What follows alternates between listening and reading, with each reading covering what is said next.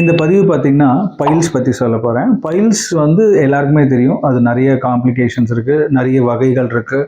Internal files, external files, இது எல்லாத்துக்குமே ஒரே தீர்வு வந்து சர்ஜிக்கல் இன்டர்வென்ஷன் தான் எல்லாருமே பண்ணுறாங்க. பட் சர்ஜரி பண்ண பேஷண்ட்ஸ்க்கு தெரியும் அந்த பைல்ஸ் ப்ராப்ளம் திருப்பி வந்திருக்கு அப்படின்றது.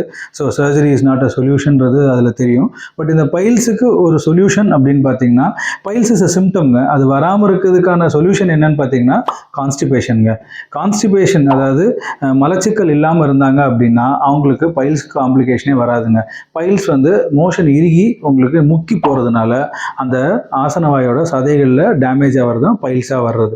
ஸோ நீங்கள் அந்த ப்ராசஸுக்கு உங்கள் பெருகுடல் சிறுகுடலோட மூமெண்ட்டை நல்லா வைக்கிறதுக்கு நல்லா கொஞ்சம் வாக்கிங்கு, நல்ல தண்ணி, நிறைய தண்ணி குடிக்கிறது, நார் சத்து உள்ள ஆகாரங்கள் எடுக்கும்போது என்னன்னா இந்த கான்ஸ்டிபேஷன் ப்ராப்ளம்லேருந்து நம்ம வெளில வந்துடுவோம். ஸோ நீங்கள் கான்ஸ்டிபேஷன்லேருந்து வெளில வந்துட்டீங்கன்னா உங்கள் மோஷன் ஃப்ரீயாக போகும்போது ஆட்டோமேட்டிக்காக உங்களுக்கு பைல்ஸ் காம்ப்ளிகேஷன் வராது. ஸோ பைல்ஸுக்கு வந்து நீங்கள் ட்ரீட்மெண்ட் எடுக்கிறதுல முக்கியமாக நீங்கள் நோட் பண்ண வேண்டியது உங்களோட கான்ஸ்டிபேஷன், உங்களோட மலச்சிக்கல் ப்ராப்ளத்துக்கு சொல்யூஷன் எடுத்தீங்கன்னா உங்கள் பைல்ஸ் ப்ராப்ளம் வந்து சால்வ் ஆகிடும். ஸோ யாராவது உங்கள் ஃப்ரெண்ட்ஸ் வந்து பைல்ஸ்னால ரொம்ப நாளாக கஷ்டப்பட்டுட்டு இருக்காங்களா, அவங்களுக்கு இந்த ரீலை ஷேர் பண்ணுங்கள்.